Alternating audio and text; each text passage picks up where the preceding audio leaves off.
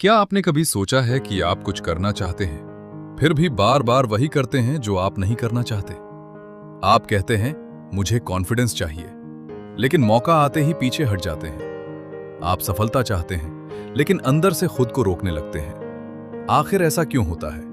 क्या हमारी conscious thinking से ज्यादा ताकतवर हमारे अंदर कोई पुराना पैटर्न काम कर रहा है? Psychology of the subconscious mind इसी सवाल को समझने की कोशिश करती है। किताब का मुख्य विचार है कि हमारे कई रिएक्शंस, बिलीव्स और इमोशनल पैटर्न्स केवल आज के फैसलों से नहीं बनते। उनके पीछे पुराने अनुभव और उनसे जुड़ी फीलिंग्स भी हो सकती हैं। लेकिन सबसे दिलचस्प बात यह है कि बदलाव सिर्फ पॉजिटिव सोचने से नहीं आता। अगर अंदर की फीलिंग किसी दूसरी कहानी पर विश्वास करती है, तो केवल शब्द दोहराना काफी नहीं हो सकता। इस समरी में हम समझेंगे कि अपने सबकॉन्शियस पैटर्न्स को पहचानकर धीरे धीरे नई दिशा कैसे दी जा सकती है। सबसे पहले एक चीज समझिए, आपका दिमाग सिर्फ वही नहीं है जो आप कॉन्शियसली सोच रहे हैं। आपके अंदर कुछ ऐसे पैटर्न्स भी काम करते हैं जिनके बारे में आप हर बार सोचकर फैसला नहीं लेते। उदाहरण के लिए, किसी व्यक्ति को लोगों के सामने बोलना है। वो जानता है कि उसे अपनी बात रखनी चाहिए। वो मन में सोचता है, मैं कॉन्फिडेंट रहूंगा। लेकिन जैसे ही बोलने का मौका आता है, उसके अंदर हेजिटेशन आ जाती है। अब वह खुद से पूछता है, मैं इतना नर्वस क्यों हो जाता हूं? यहीं से सबकॉन्शियस पैटर्न्स को समझने की जरूरत शुरू होती है। किताब के अनुसार हमारे पुराने एक्सपीरियंसेस, बिलीफ्स और इमोशंस इस बात को प्रभावित कर सकते हैं कि हम वर्तमान परिस्थितियों को कैसे महसूस करते हैं। मान लीजिए किसी व्यक्ति ने पहले कभी लोगों के सामने बोलते समय मजाक या क्रिटिसिज्म झेला। हो सकता है घटना पुरानी हो गई हो, लेकिन उसके साथ जुड़ी फीलिंग पूरी तरह खत्म न हुई हो। अब भविष्य में जब वही सिचुएशन आती है, तो दिमाग सिर्फ ये नहीं देखता कि आज क्या हो रहा है, वो पुराने इमोशनल एक्सपीरियंस से भी प्रतिक्रिया कर सकता है। इसलिए कभी कभी हमें पता ही नहीं चलता कि हम किसी चीज से डर क्यों रहे हैं। हम सिर्फ रिएक्शन देखते हैं, लेकिन रिएक्शन के पीछे एक पुरानी कहानी हो सकती है। यही वजह है कि खुद को बदलने की शुरुआत केवल खुद को फोर्स करने से नहीं, बल्कि खुद को समझने से होती है। आपको अपने आप से पूछना पड़ता है, मैं ऐसा क्यों रिएक्ट करता हूं? किस सिचुएशन में मेरा कॉन्फिडेंस अचानक कम हो जाता है? कौन सी बात मुझे बार बार अंदर से रोकती है? और सबसे जरूरी, क्या मैं आज की रियलिटी पर रिएक्ट कर रहा हूं या पुराने अनुभव की फीलिंग अभी भी मेरे साथ चल रही है?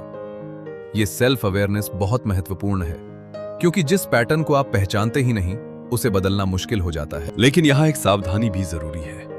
हर समस्या को सबकॉन्शियस का नाम देना सही नहीं है। हर डर किसी पुराने हिडन मेमोरी की वजह से हो, यह जरूरी नहीं। कभी सिचुएशन सच में मुश्किल होती है, कभी हम टायर्ड होते हैं, कभी स्किल की कमी होती है। इसलिए किताब की आइडियाज को मैजिक फॉर्मूला की तरह नहीं देखना चाहिए। इन्हें सेल्फ रिफ्लेक्शन के टूल्स की तरह समझना ज्यादा उपयोगी है।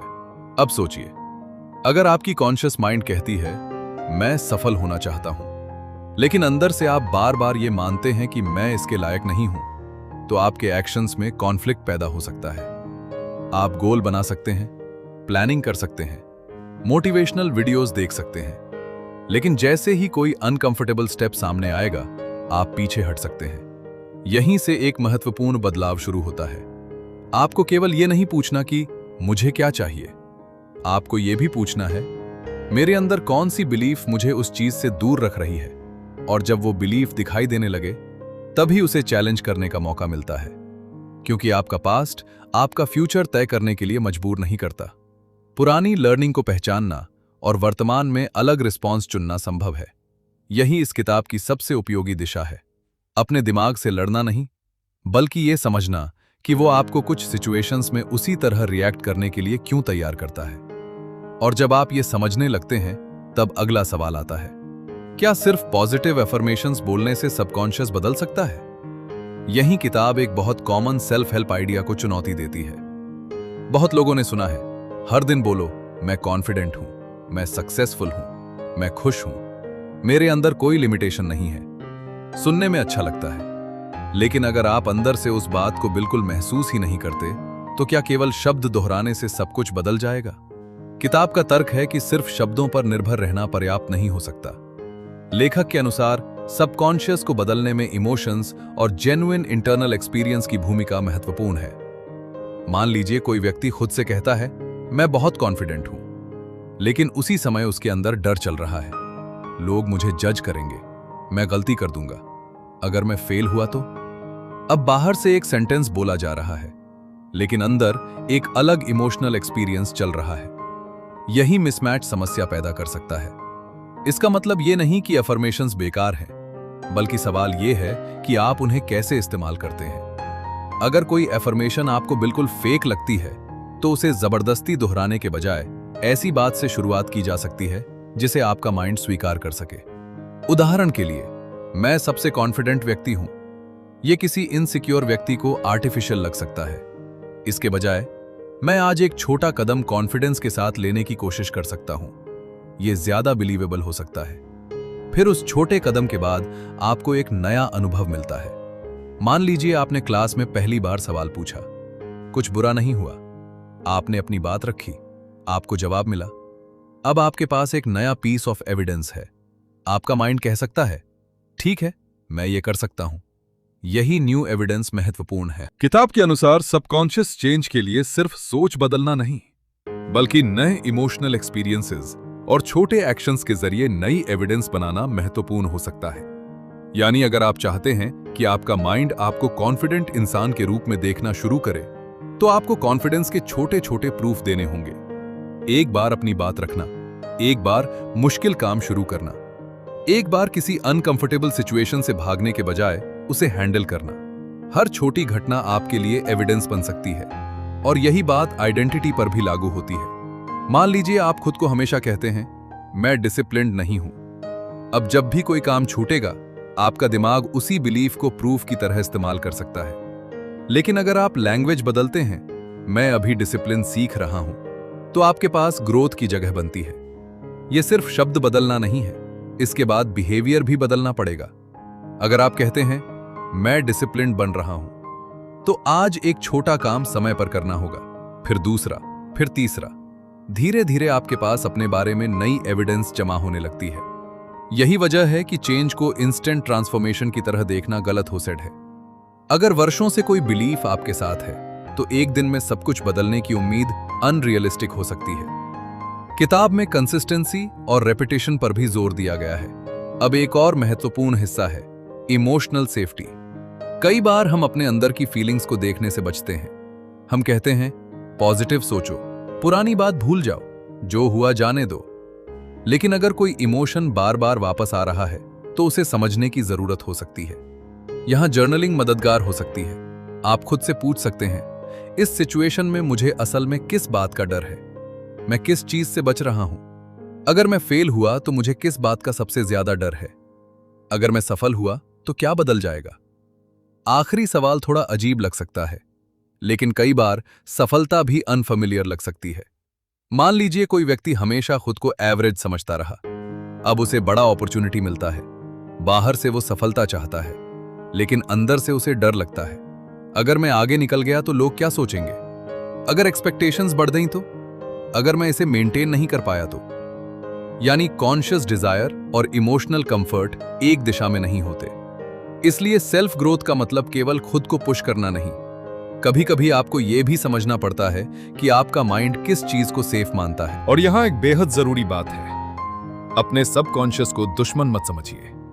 अगर आपका माइंड किसी सिचुएशन में आपको रोक रहा है, तो जरूरी नहीं कि वो आपको नुकसान पहुंचाना चाहता है। कई बार हमारा माइंड फेमिलियर चीज को सेफर मानता है।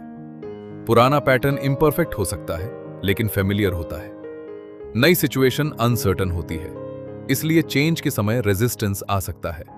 अब सवाल है, उस रेजिस्टेंस से क्या करें? उसे फोर्स करने के बजाय छोटे स्टेप्स लें। अगर लोगों के सामने बोलना मुश्किल है, तो पहले एक व्यक्ति के सामने बोलिए। अगर किसी बड़े गोल से डर लगता है, तो उसका पहला छोटा एक्शन कीजिए। अगर आपको लगता है कि आप किसी काम में अच्छे नहीं हैं, तो छोटे एक्सपेरिमेंट्स करके एविडेंस बनाइए। इससे आपका माइंड धीरे धीरे सीख सकता है। नई चीज हमेशा खतरा नहीं होती, और यही इमोशनल लर्निंग का महत्वपूर्ण हिस्सा है। अब सोचिए, आपके जीवन में कौन सी ऐसी चीज है जिसे आप चाहते तो हैं, लेकिन उसके करीब जाते ही पीछे हट जाते हैं? वहीं से इन्वेस्टिगेशन शुरू कीजिए। आपको खुद को दोष नहीं देना है, बस ऑब्जर्व करना है, क्योंकि सेल्फ अवेयरनेस के बिना चेंज अक्सर सिर्फ टेम्पररी मोटिवेशन बनकर रह जाता है। और जैसे जैसे आप अपने पैटर्न्स को पहचानते हैं, एक और सवाल सामने आता है, क्या हम अपनी आइडेंटिटी को फिर से लिख सकते हैं? क्योंकि अगर आपकी अंदर की कहानी बदलती है तो आपके डिसीजंस भी बदल सकते हैं। अब बात आती है आइडेंटिटी की। आप अपने बारे में क्या मानते हैं? शायद आप कहते हैं, मैं शाय हूं, मैं बहुत ओवरथिंक करता हूं, मैं बिजनेस टाइप का इंसान नहीं हूं, मैं पढ़ाई में अच्छा नहीं हूं, मैं लोगों से बात नहीं कर सकता। इन सेंटेंसेस को सुनने में ऐसा लगता है जैसे आप अपने पर्सनालिटी की डिस्क्रिप्शन दे रहे हो, लेकिन कई बार ये सिर्फ डिस्क्रिप्शंस नहीं होते, ये आपके लिए रूल्स बन जाते हैं। अगर आपने मान लिया मैं लोगों से बात नहीं कर सकता, तो अगली बार जब कोई नया व्यक्ति सामने आएगा, आपका माइंड पहले ही पॉसिबिलिटी कम कर देगा। आप बात शुरू करने से पहले सोचेंगे, मेरे पास बोलने के लिए कुछ नहीं है। फिर आप चुप रहेंगे और उस चुप्पी को आपका माइंड प्रूफ की तरह इस्तेमाल कर सकता है। देखा, मैं लोगों से बात नहीं कर सकता। ये एक सेल्फ रीइंफोर्सिंग पैटर्न बन सकता है। इसे तोड़ने के लिए आपको एकदम ऑपोजिट बिलीफ बोलने की जरूरत नहीं, आपको नया एविडेंस बनाना है। आज सिर्फ एक व्यक्ति से बातचीत, कल किसी से एक सवाल, फिर किसी डिस्कशन में अपनी एक ओपिनियन। छोटे एक्शंस आपकी सेल्फ इमेज को चैलेंज करते हैं। धीरे धीरे आप अपने बारे में नया कंक्लूजन बना सकते हैं। शायद मैं उतना इनकेपेबल नहीं हूं जितना मैं सोचता था। यही आइडेंटिटी ट्रांसफॉर्मेशन का प्रैक्टिकल हिस्सा है। अब एक और बात, आपकी आइडेंटिटी सिर्फ आपके थॉट्स से नहीं बनती, आपका एनवायरनमेंट भी उसे इन्फ्लुएंस कर सकता है। अगर आप हमेशा ऐसे लोगों के बीच हैं जो हर प्रयास का मजाक बनाते हैं, तो नई कोशिश करना कठिन लग सकता है। अगर आपका एनवायरनमेंट लर्निंग को सपोर्ट करता है, तो कोशिश करना आसान महसूस हो सकता है। इसलिए कभी कभी सवाल ये नहीं होता, मैं इतना वीक क्यों हूं? सवाल होना चाहिए, क्या मेरा एनवायरनमेंट उस व्यक्ति को सपोर्ट करता है जो मैं बनना चाहता हूं? यह बहुत प्रैक्टिकल सवाल है। अगर आप पढ़ाई पर ध्यान देना चाहते हैं, तो स्टडी टाइम में डिस्ट्रैक्शंस कम करना मदद कर सकता है। अगर आप स्किल सीखना चाहते हैं, तो उससे जुड़े रिसोर्सेज अपने आसपास रखना यूजफुल हो सकता है। अगर आप हेल्थियर रूटीन चाहते हैं, तो अपने डेली एनवायरनमेंट को उसी डायरेक्शन में व्यवस्थित करना आसान शुरुआत हो सकती है। लेकिन एनवायरनमेंट बदलने के साथ साथ इंटरनल डायलॉग भी देखना जरूरी है। आप खुद से किस तरह बात करते हैं? अगर हर गलती के बाद आप कहते हैं मैं बेकार हूं, तो आपका माइंड केवल मिस्टेक नहीं सुन रहा, वो आपके बारे में एक स्टेटमेंट सुन रहा है। इसके बजाय आप कह सकते हैं यह तरीका काम नहीं किया, अब दूसरा तरीका ट्राई करता हूं। यह डिफरेंस छोटा लगता है, लेकिन पहला सेंटेंस आइडेंटिटी पर हमला करता है, दूसरा बिहेवियर को एड्रेस करता है, और यही हेल्दी सेल्फ टॉक का फर्क है। अब इमोशंस की तरफ वापस आते हैं। हम अक्सर अनकंफर्टेबल इमोशन को तुरंत हटाना चाहते हैं। फियर आया, उसे दबाओ। सैडनेस आई, ध्यान हटाओ। इनसिक्योरिटी आई, पॉजिटिव कोट पढ़ो। लेकिन इमोशन को इग्नोर करना और उसे समझना अलग चीजें हैं। अगर कोई फीलिंग बार बार आती है, तो आप शांत होकर उसके बारे में लिख सकते हैं। मुझे अभी क्या महसूस हो रहा है?